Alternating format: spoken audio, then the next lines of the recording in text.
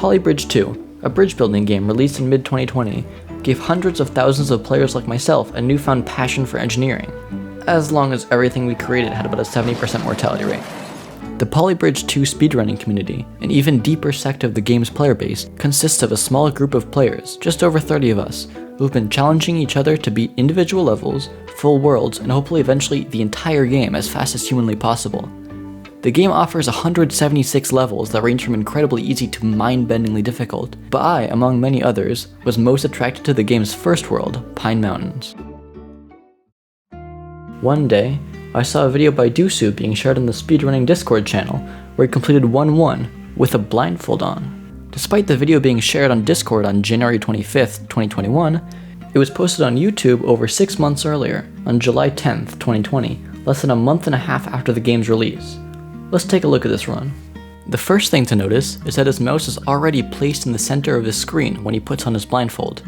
This allows him to zoom in exactly 12 times, leaving the 2 red base nodes on opposite edges of the screen. It takes him a few tries, but after finding the left node, he's able to make his way around the edges of the screen towards the right node and build a dangling bridge. Dangling bridges are cheaper than regular bridges, and in some cases are faster to build. This is why Duusuu went with this approach and became the first person to beat 1-1 blindfolded. The next 2 players to do it were Arglin Kampling and Smithy, who each iterated on Duusuu's design. Arglin found a setup that didn't rely on prior mouse placement by instead zooming in using combinations of the corners of the screen, and Smithy found a much faster setup for the level. Once Icysnowman found a setup for 1-2, there was no question that someone with determination and fantastic hair would try to complete all of Pine Mountains blindfolded. Well, that someone was me. As someone who has played each level dozens if not hundreds of times, and has held both the any percent and 100% world records in the past, I felt like I was as good a person as any to take on this challenge.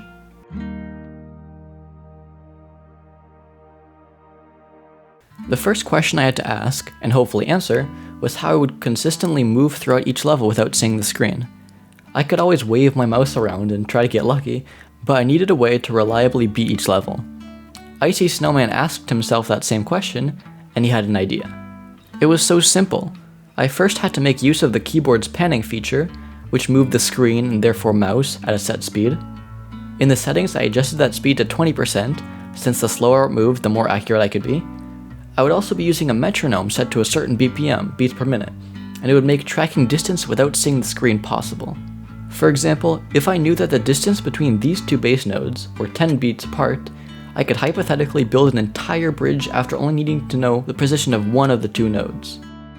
I did some calculations and realized that with a metronome set to exactly 193 BPM, one full measure, or 4 beats, was equal to the distance of one road at max distance, which is the same as 2 of these 4x4 medium squares side by side. Since 4 beats equals a full road, 2 beats equals half a road, etc. The same issue of consistency exists for zooming in to the right place, since if there aren't any joints on the edges of the screen, there's no way for me to find them without randomly spamming right click and hoping I find the joint. That's why I use the zooming notation, where I move to certain corners of the screen and zoom in a set number of times. For example, we start 1-1 by zooming in 4 times in the bottom right, then 4 times in the bottom left, and then finally 4 times in the top left. This is me beating 1-2. Notice that after zooming in, I spam right click while slowly moving my mouse across the edge of the screen, since I know the joint is somewhere there.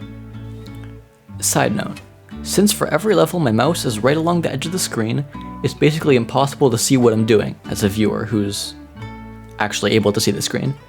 When showing my solutions from now on, I'm going to be putting my mouse in the center of the screen instead of the corner or the side or whatever each level requires, so you can actually see what I'm doing. Hopefully that makes the viewing experience a bit better. At this point, the next level I had to beat was 1-3. 1-3 makes use of steel, which has double the max length as road and wood do. I started using combinations of R, L, D, and U to mark exactly how many 4x4 squares to move when placing each piece of steel. This is how my notes look so far. All I had to do to solve the next few levels was find the correct zooming combination, find the joint, and then use the easiest method I could find to build the bridge from there, usually by building a long chain of roads and then using the auto-triangulate tool to easily connect my supports to every available road joint.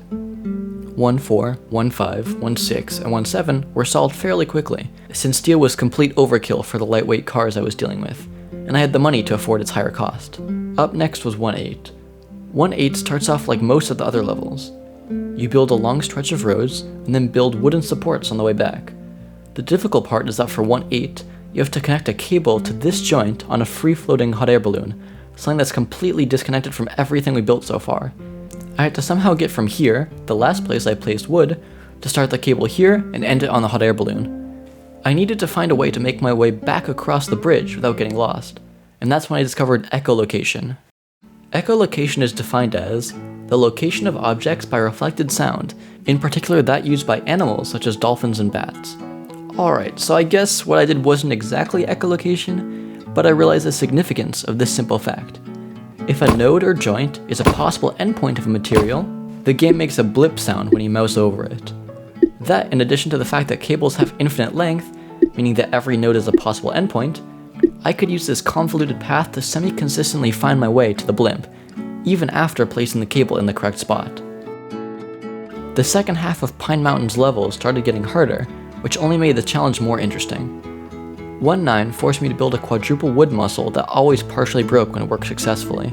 1-10 looks cool, but was one of the easiest of the bunch, and 1-11 and 1-12 were a bit finicky, but each worked like 60% of the time, which was pretty good compared to some of the other levels. 1-13 was the first level that actually forced me to develop a unique bridge solution. The speedrun strat is to build the smallest drawbridge possible, which made it quick to build and quicker to simulate, saving time on all fronts. I couldn't care less about speed, but the real problem with the design was that you had to copy and paste the left side of the drawbridge onto the right, something that was basically impossible to do blindfolded. That's because you don't get any audio cues if you're pasting the bridge in the right place, meaning you have to move 5 times in a row with 0 references and end up in the exact point you wanted without more than 1/10 of a second of error on either the X or Y axis. Instead, I went the complete opposite direction and turned the bridge into one massive drawbridge. The level limits you to just 6 pieces of steel, so I prioritized them for the area closest to the bridge's eventual hinge. At this point, I placed a secondary steel joint here, allowing me to easily place strong wood supports.